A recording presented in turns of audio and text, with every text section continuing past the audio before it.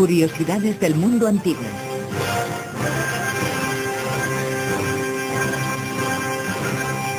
Ya lo saben ustedes, y en los últimos años se ha puesto perfectamente de moda el término guerra justa, ya saben. Por ejemplo, la guerra de Afganistán es una guerra justa necesaria, y la guerra de Irak es una guerra injusta. Bueno, eso es lo que políticamente correcto es decir así.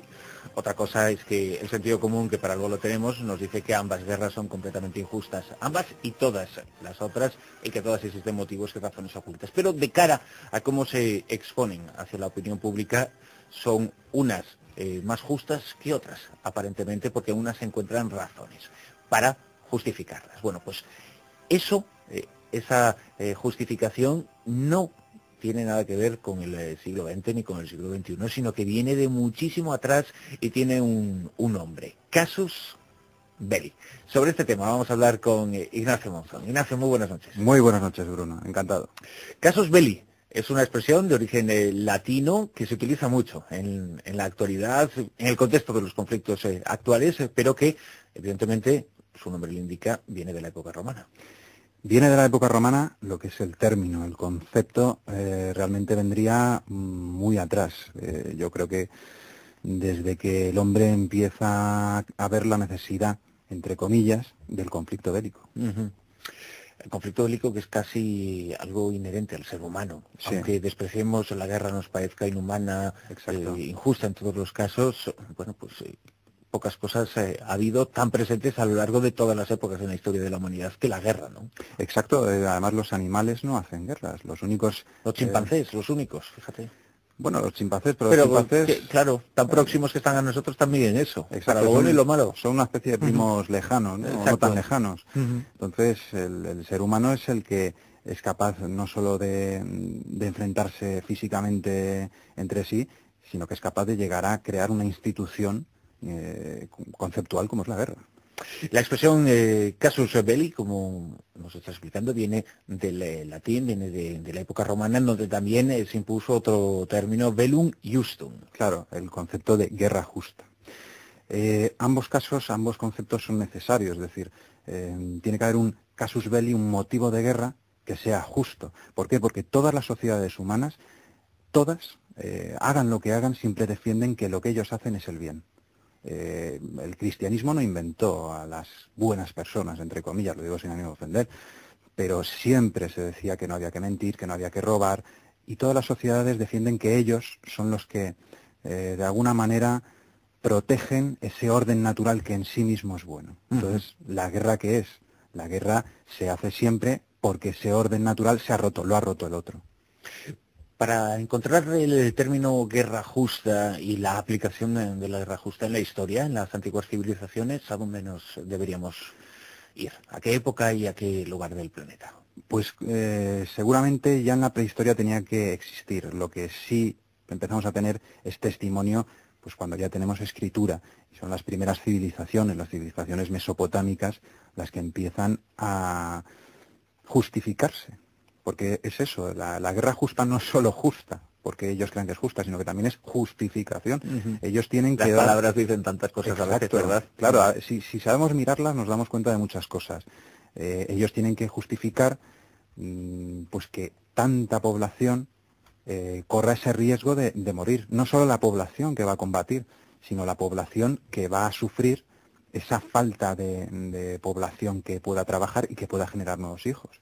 Eso se suele estudiar en demografía. Una guerra no solo causa una disminución por los que mueren, sino por los que no van a nacer, porque suelen morir hombres jóvenes fértiles. Entonces, ya en Mesopotamia, cuando los sumerios luchan contra los acadios invaden a los asirios, los babilonios, por ejemplo, luchan contra Elam, tiene que haber una justificación. ¿Cuál? Que los otros están atacando, se dedican al pillaje, porque están atacando directamente. Siempre ha existido. En Egipto, por ejemplo, es muy clásico.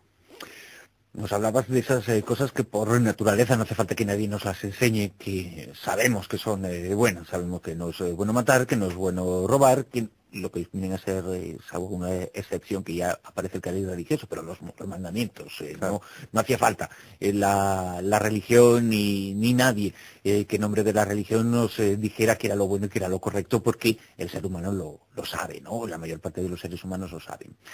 Pero quien se arroga el poder de tentar la virtud de explicar al pueblo qué es lo bueno y yo os voy a proteger de lo malo y de los ataques que existan a esas razones naturales de bondad, cuando aparecen los gobernantes, los reyes, los faraones, supongo que ahí ese concepto empieza a cobrar mucha más fuerza. Sí, porque cualquiera puede sentir la tentación de atacar al vecino o de enfrentarse a él, pero cuando eso se centraliza en una serie de poderes, como tú has dicho, los reyes, que además los reyes tanto de Egipto como de las civilizaciones mesopotámicas son reyes sacerdote, es lo que llamaríamos nosotros una especie de rey que a la vez es papa, ¿no? Porque o es una divinidad, o está emparentado con la divinidad, o está relacionado de alguna manera. Entonces, cuando eso pasa, la justificación es absoluta. Uno no puede discutir con alguien que es superior a él. Uno puede discutir con sus iguales, pero el faraón, el rey de Babilonia, el rey de Nínive, el rey de Asur, como son algo así como divinos o semidivinos, si ellos consideran que es justo hacer la guerra, pues es indiscutible.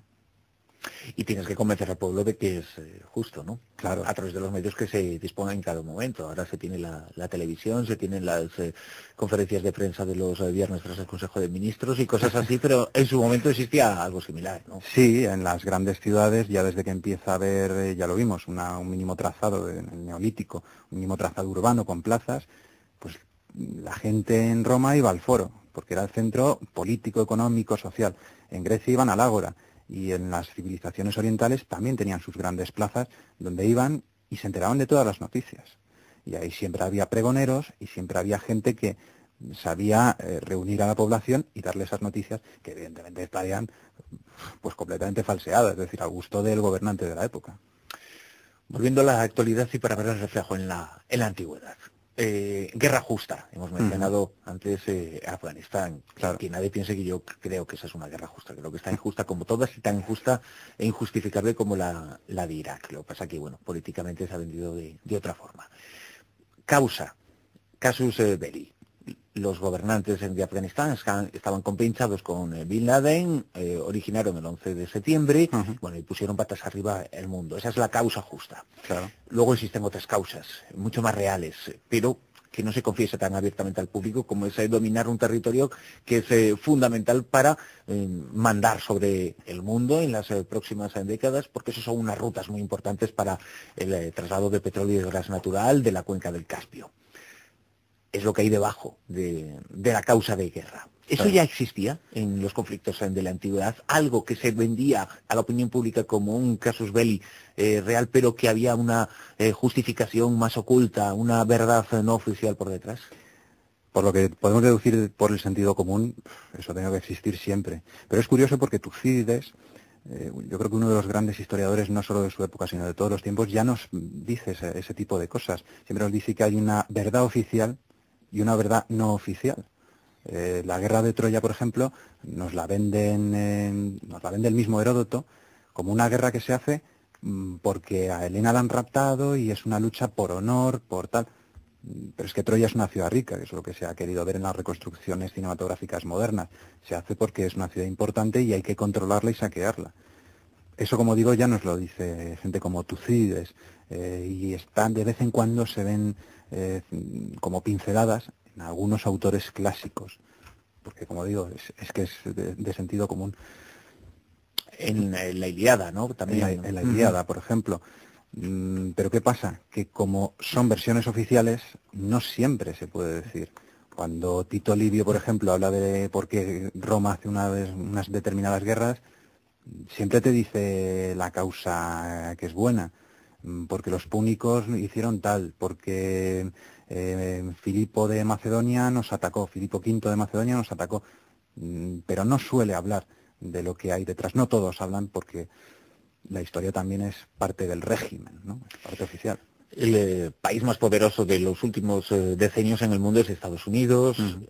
Ha estado implicado después de la Segunda Guerra Mundial en numerosos conflictos, pero en todos ellos siempre va por delante una declaración de intenciones que es el expandir la democracia, expandir la libertad, expandir los las buenas costumbres sociales ante quienes quieren violentar esas costumbres y esas normas. Estados Unidos lo hace ahora porque es la potencia dominante, pero cada potencia dominante en su tiempo ha tenido eso y los romanos eran unos perfectos especialistas en esto, ¿verdad? Sí, es puro marketing y el marketing ya se inventa, yo creo que antes de los romanos la verdad es que fueron auténticos maestros. Un gran amigo mío y un magnífico historiador, don Rubén Olmo, que ya ha tocado estos temas, por ejemplo, él hizo un estudio magnífico sobre la idea imperial romana en Virgilio, cómo se está haciendo una obra literaria donde está llena de propaganda y lo que se está diciendo es que al romano, se le ha llamado para cumplir un destino. Y de hecho se le dice, tú forjarás un imperio, tú crearás leyes justas, tú civilizarás. Es decir, tú tienes la obligación moral de hacer lo que haces. No se vende esa idea de que uno hace una guerra para dominar al otro y saquearle. No. Encima uno es el bueno, o sea, es lo más gracioso. El imperio de la reina Victoria, pues prácticamente se construyó así. Tanto si es paternalista, en plan vamos a enseñar a la gente a leer o lo que sea, como si es más dominador, pero también pasaba. Y los romanos, evidentemente, cuando llega a un cierto grado de desarrollo, pues es lo que le pasa a todos los imperios. Los romanos, igual que ya los griegos antes que ellos, se vieron en la obligación hasta cierto punto de civilizar con sus leyes, con sus costumbres, con sus formas, a todos esos pueblos, como por ejemplo los de la península ibérica, que se ve a veces un cierto desprecio por sus formas de vida. Y defender nuestra identidad, porque la identidad que nos quieren imponer los de afuera rompe con esas normas naturales de las que hablábamos, ¿no? Claro, es un peligro siempre, porque los de fuera pueden acabar con tu economía, pero sobre todo, y lo que no se suele decir, es que pueden acabar con el status quo, por así decirlo, porque traen nuevas formas de pensamiento que atacan ese estado ya hecho. Eso pasa también en el mundo romano. Cuando los romanos dominan a los griegos se empiezan a filtrar culturalmente, y Catón, por ejemplo, creo que nos lo cuenta, si no recuerdo mal, Plutarco, llega a expulsar a una serie de filósofos o les llega a combatir. Bueno, y de hecho se les expulsa varias veces en la historia romana, porque están causando un impacto que se considera negativo, están como contaminando a la sociedad romana. Entonces se ve ese peligro. Tenemos que civilizar, pero tenemos que ordenarte y tenemos que decirte en qué lugar estás. Eso, como digo, no sé, es que es tan viejo como el ser humano, ¿verdad? Que es peligroso, es triste.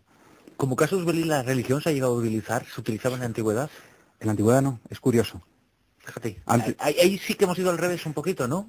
En cierto modo. Claro. Porque sería lógico, podría pensar que nos hemos ido despojando de esa mala costumbre y sin embargo nos hemos ido arropando más con esa mala costumbre con el paso del tiempo, ¿no? Sí, pero básicamente por la adopción del cristianismo. Y repito, no lo digo por ofender a nadie, es decir, da igual que sea el cristianismo. Pero que suele pasar, y como digo, no es ofensa o que nadie se lo tome como tal, es que las religiones monoteístas en ese sentido son más intolerantes. ¿Por qué? Porque defienden un solo principio para todos. Mientras que las religiones politeístas, pues bueno, digamos que si hay 2 dioses, ¿por qué no va a haber 4? Claro. Si yo al mío lo llamo Zeus y tú al tuyo lo llamas Ra, pues lo mismo, lo dice el mismo Heródoto. Pues lo mismo son los mismos dioses, pero que es que les llamamos de manera diferente. Y porque en las politeístas ahí entramos ya en otras cuestiones casi más filosóficas. No, pues claro. Tienen la figura de ese hombre, ese gobernante, ese faraón, ya no aparece tanto en esas culturas que están ligadas a religiones politeístas y se aparece más en las monoteístas. Y quizá esa puede ser una explicación, el hecho de que aparece la figura de quien dice yo soy el que defiendo esos valores buenos, esos valores positivos, ¿no? Claro, y como digo, como el monoteísmo defiende una sola verdad, si esa persona llega a conseguir con su carisma hacer creer que defiende esa verdad, solo él puede tener razón. Por eso triunfan, ¿no? Por eso se entiende, por ejemplo, que en el mundo cristiano haya un papa y en el mundo romano pagano no. Existe el pontífice máximo, existe el rex sacrorum, Pero como no son las religiones politeístas, en general suelen ser de práctica, no suelen ser teológicas, no suele haber concepto de pecado, da igual que tú creas, digamos, cada uno crea a su manera. Simplemente la cuestión es que hay que hacer una práctica común, mientras que en las religiones monoteístas no solo hay que hacer prácticas, sino que hay que defender una fe, unas creencias. Pues bueno, la cosa evidentemente es diferente. Nadie puede ser papa en el mundo pagano porque es que no hay dogmas. Igual que no hay dogmas en la religión griega, no en la religión egipcia. La religión egipcia además tiene una riqueza conceptual enorme y muy diversificada. Entonces, ahí hay dos puntos importantísimos. Ignacio Monzón, un placer, como siempre, descubrir algo más sobre el comportamiento humano y cómo empezaron esos comportamientos humanos, y a veces inhumanos, porque las guerras así lo son, pero ya desde la misma antigüedad, desde que las civilizaciones comenzaron a dominar este planeta. Pues muchísimas gracias, Bruno. Encantado.